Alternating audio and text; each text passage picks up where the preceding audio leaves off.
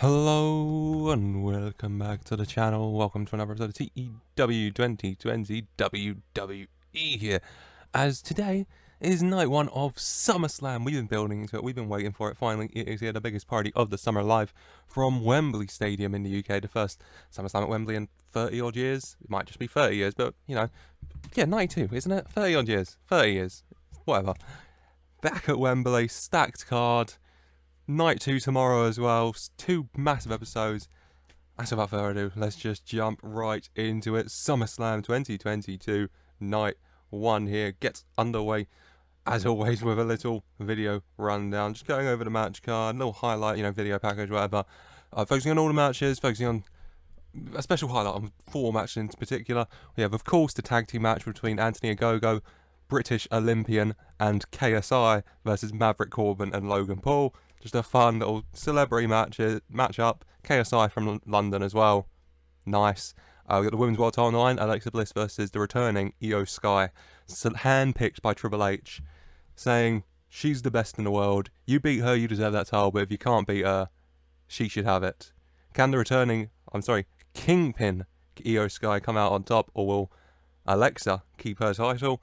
We have the NXT Championship up for grabs. LA Knight, the Golden Guards, taking on Cameron Grimes. Spanish Fly in action earlier in the evening against Mysterios.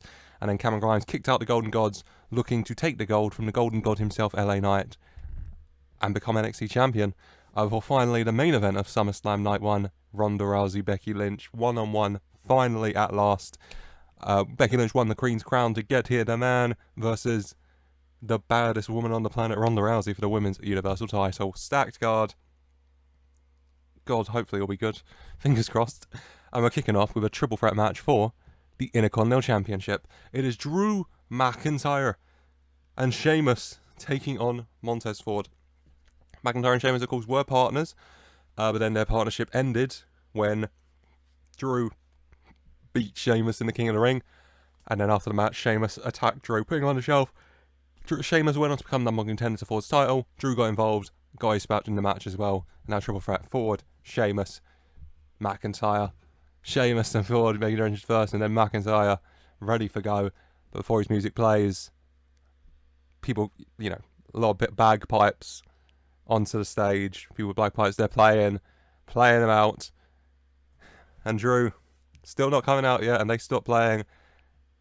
And of course, what's that metronome you hear?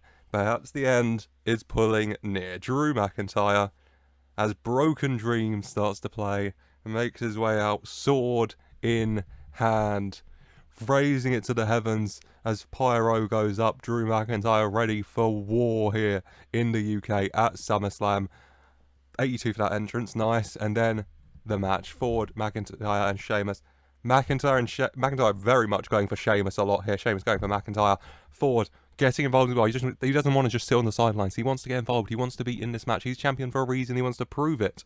All three men want to come out on top. All three men giving it everything they've got in the end.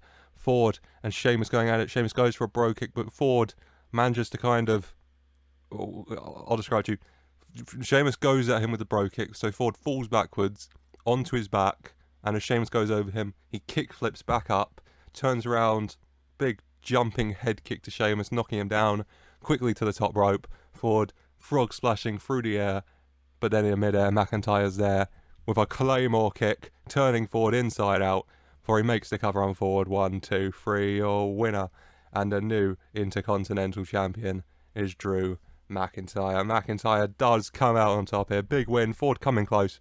McIntyre getting there in the end. Maybe the big bagpipe Broken Dream sword entrance could have told you that, but McIntyre does come out on top.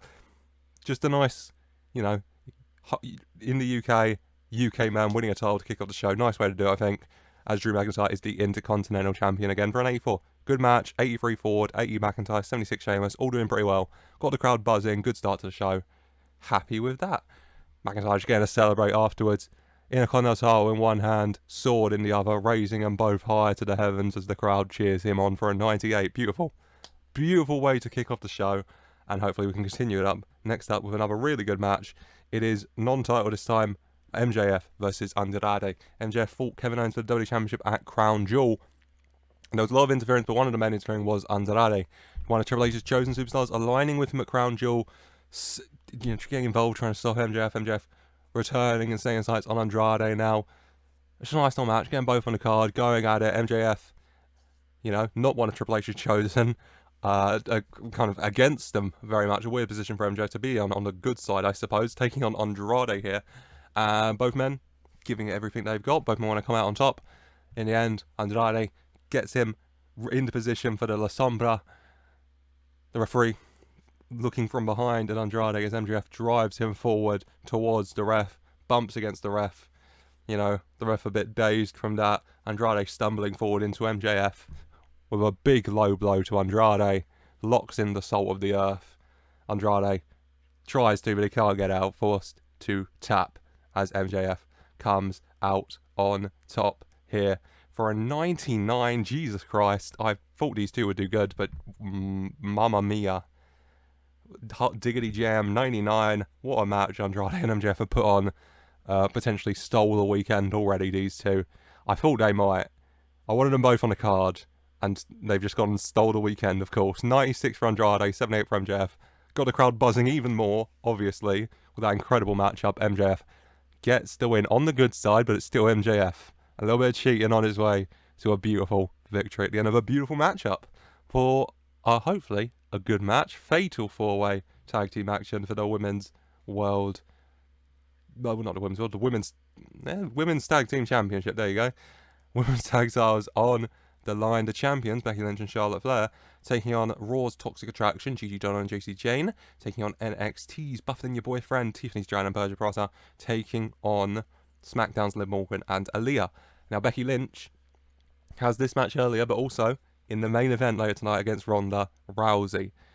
Becky Lynch, mind on two things. Does she fully get involved in this match to retain and then risk being injured later? Does she stand back a bit and risk losing titles now? What is Becky Lynch's strategy? 6 other women to contend with. Women's tag titles on the line, and in the end, Charlotte going at it with Liv Morgan in the ring. Both women fighting it out.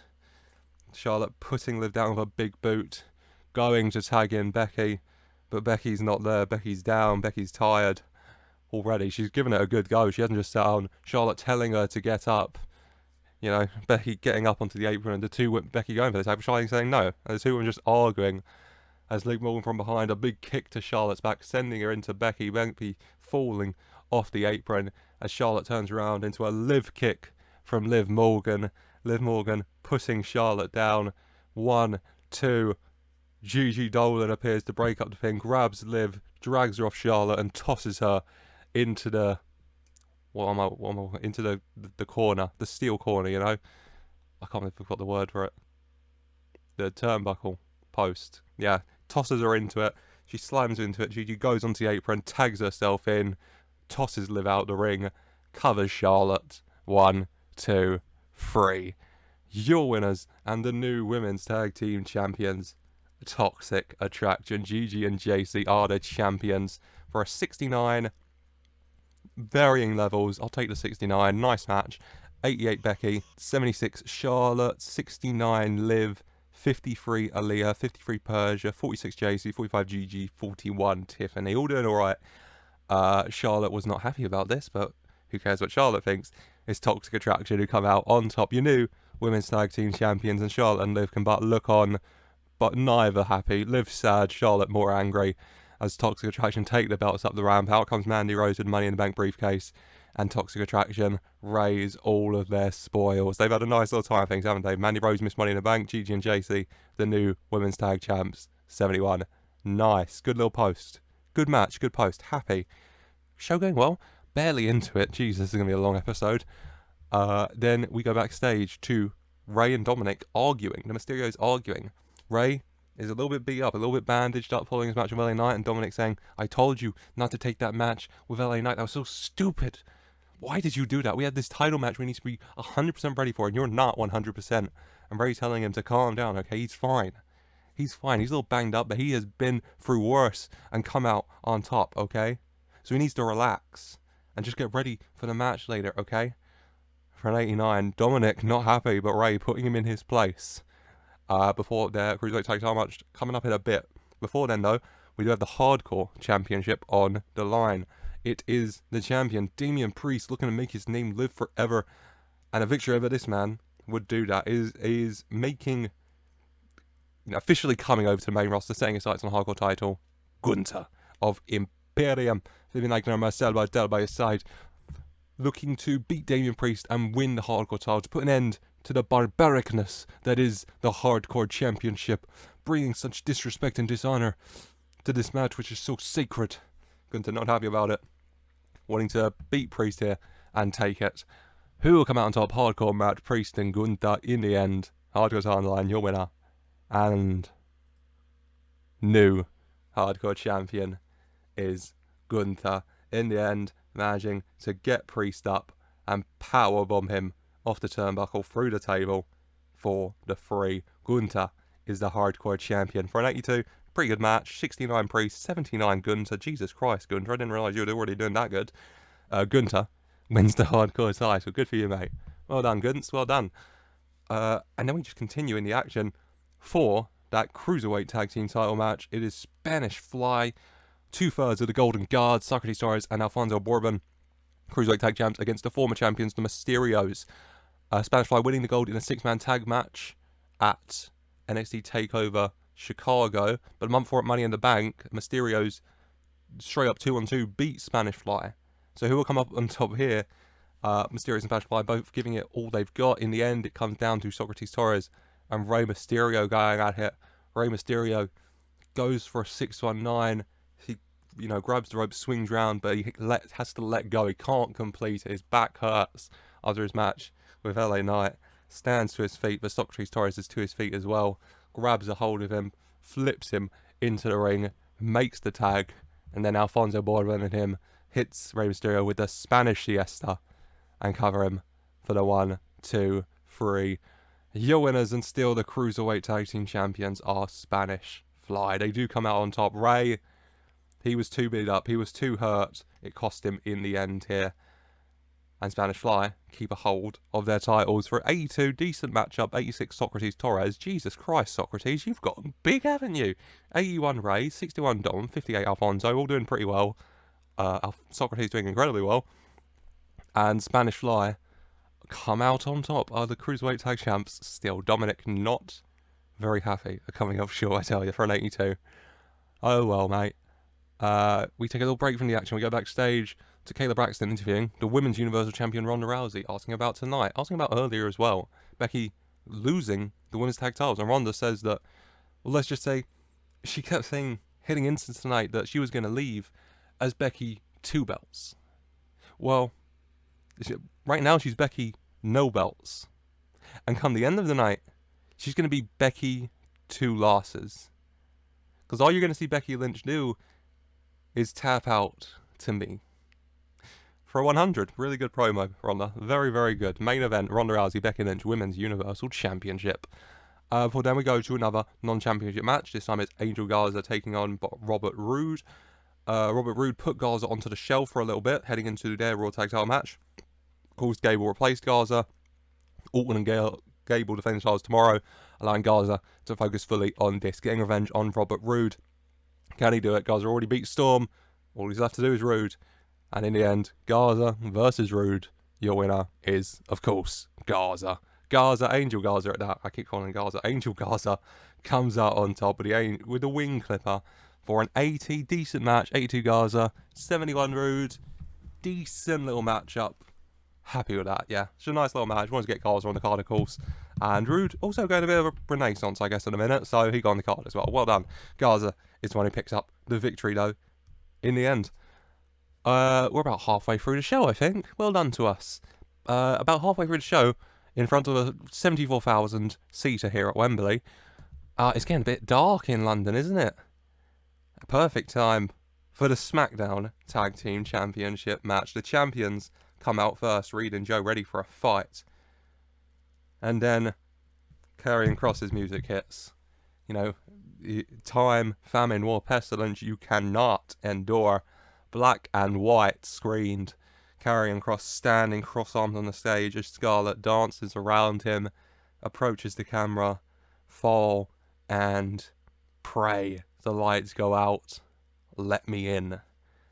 And as the lights go back on, no black and white, fully in colour, carrying cross, standing cross-armed, the Fiend kneeled down in front of him with his lantern in hand. A very imposing image, I'm sure, carrying cross-armed, the Fiend in front of him, before the two men make their way down to the ring, Scarlett with them, ready for this SmackDown tag title match. And Reed and Joe not easily intimidated, of course. A hard-hitting affair here. But in the end, Samoa Joe locks in the coquina clutch on the Fiend. And the Fiend starts to go down. But then the Fiend, powering back up to his feet, starting to laugh, he reaches his hand back and shoves it into Joe's mouth. He tries to get it off, just shake it off, but he can't. He has to release the hold and try and get the Fiend's hand out. And the Fiend releases his hand, ducks underneath, turns Joe around, and plants him with the Sister Abigail. 86 for that, and then the 1, 2, 3, 85. 86 was the entrance, and it's the 85 as 1, 2, 3. Bronson Reed and Samoa Joe are defeated. The Fiend and Karrion Kross are the new SmackDown Tag Team Champions. For an 85, very good match. 92 Fiend, 82 Kross, 86 Reed, 75 Joe. Happy with that. Karrion Kross and the Fiend get to stand tall with those SmackDown Tag Team Championships in the end. 85. Good. Another good match. Happy. Well, next up we stay on SmackDown for a bit more of a bitter feud for the the United States Championship. Former best friends now head to head. The US champion Xavier Woods versus Tyler Breeze. Xavier Woods held onto that title since Armageddon. So he's 8 months now. Looking to stand tall, saying nobody is on his level. And then comes Tyler Breeze. Tyler Breeze avenging Fandango by taking out Joe Gacy in control and now setting his sights on the US title, and his former friend looking to win his first singles championship in the WWE here at SummerSlam. Woods looking to shut Breeze up, looking to put him down, looking to prove that he is the best, that no one is on Xavier Woods' level. But can he? Woods versus Breeze. United States Championship on the line. In the end, your winner and new United States Champion is Tyler Breeze. Look, everyone, it's the United States Champion, Tyler. For an 80, good match. 77 Tyler Breeze, 76 Woods. Very good. And in the end, it is Tyler Breeze with the Unprettier who dethrones his former friend Xavier Woods. And Breeze just gets a nice moment to celebrate, lift that US title up, proud. His first singles championship in WWE. His friend Fandango got injured, putting on his own. He didn't know what was next for him. But here he stands, months later, US champ for a 96. Decent, pretty good match. Very, very good post as Tyler Breeze celebrates.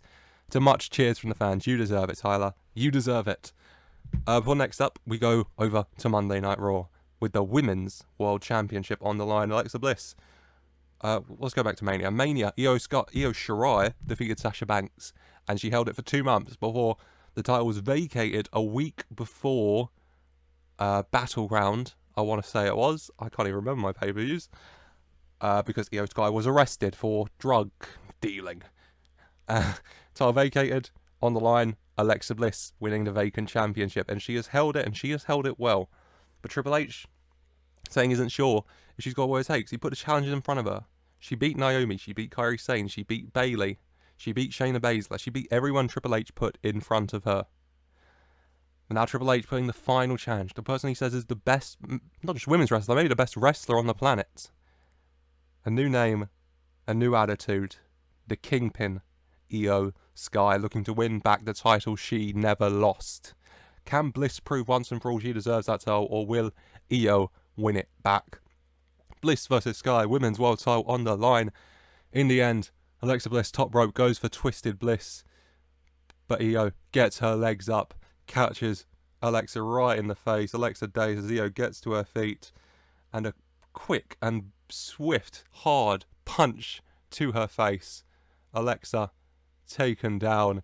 Io to the top rope, into the moonsault, into the victory. Your winner and the new Women's World Champion, Io Sky. She wins it back.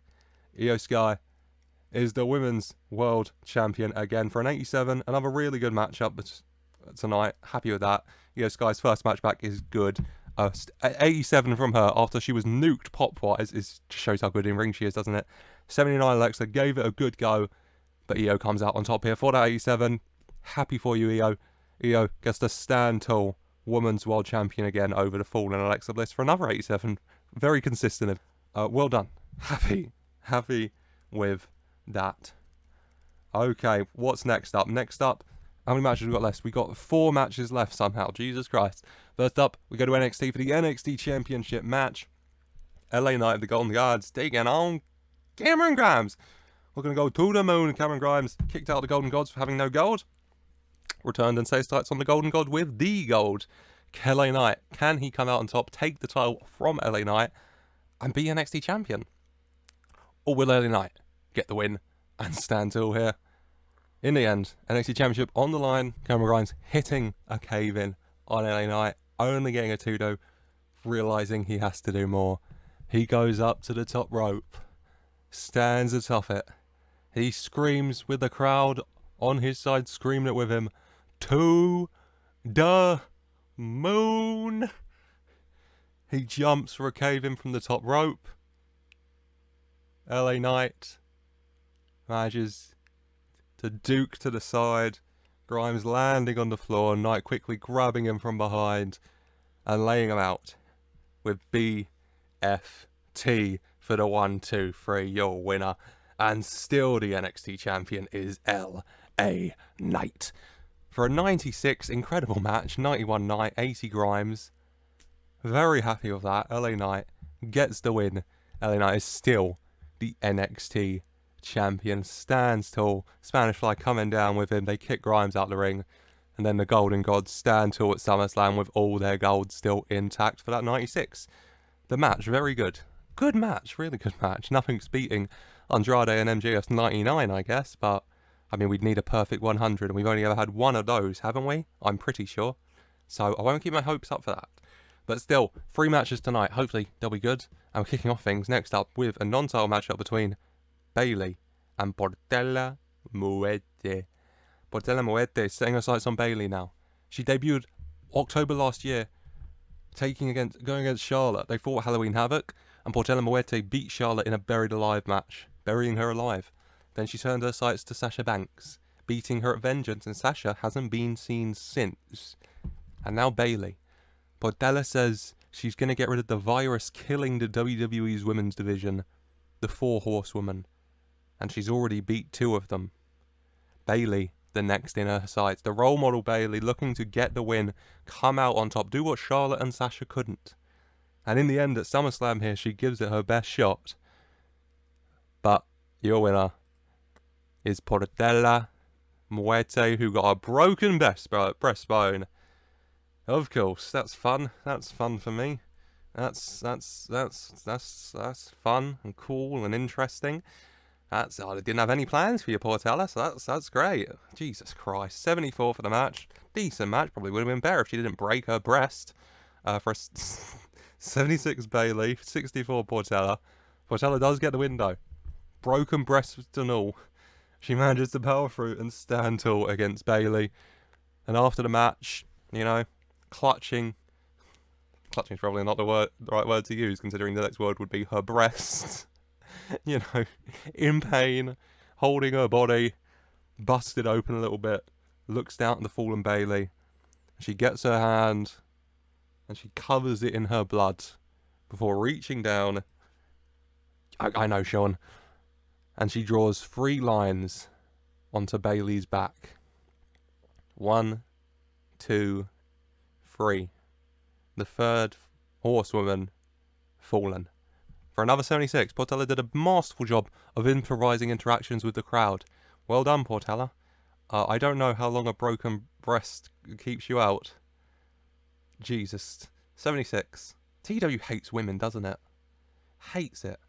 Portela's gone. Io had her stuff, Sasha. Oh, God.